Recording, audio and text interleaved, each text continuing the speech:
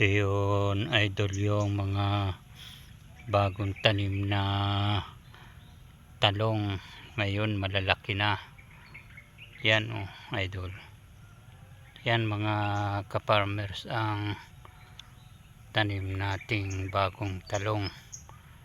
Yan.